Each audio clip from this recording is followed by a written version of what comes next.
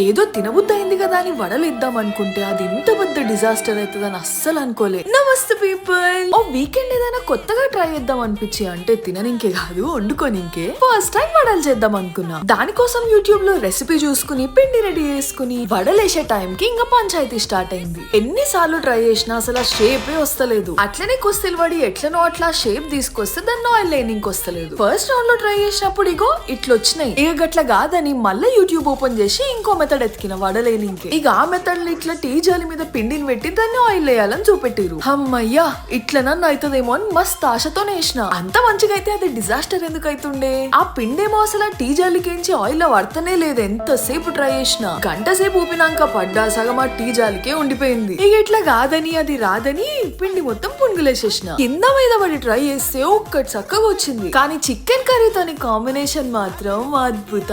Subscribe చేసుకోవడం మర్చిపోకండి.